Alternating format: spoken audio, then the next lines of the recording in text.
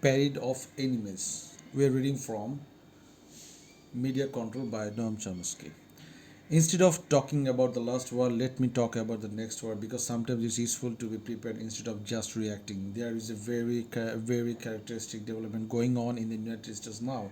It is not the first country in the world that's done this. There are growing domestic, social, and economic problems, in fact, maybe catastrophes, and nobody in power has any intention of doing anything about them. If you look at the domestic programs of the administrations of the past 10 years, I include here the democratic opposition, there is really no serious proposal about what to do about the severe problems of health, education, homelessness, joblessness, crime, soaring crime population, criminal population, jails, deterioration in the inner city, the whole raft of the problem.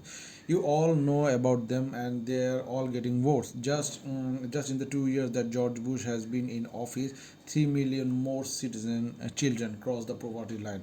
The debt is zooming.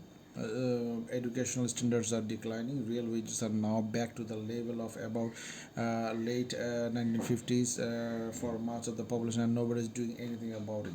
In such circumstances, you have got to divert the bewildered herd.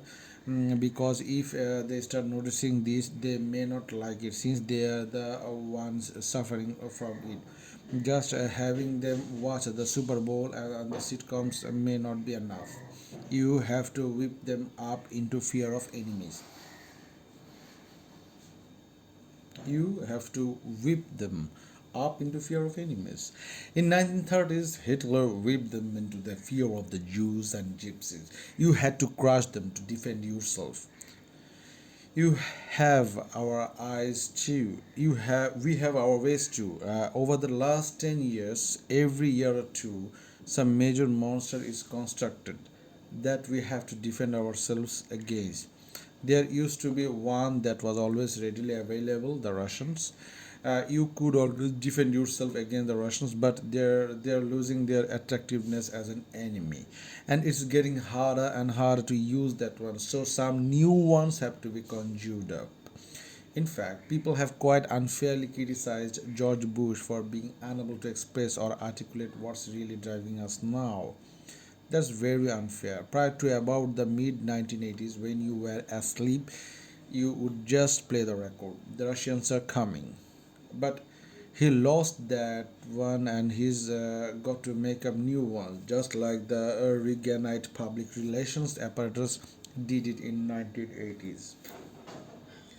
So it was international terrorists and narco traffickers and crazed Arabs and Saddam Hussein, the new Hitler, was going to conquer the world. They have got to keep coming up one after another. You frighten the population, terrorize them, intimidate them, so that they are too afraid to travel and cower in fear.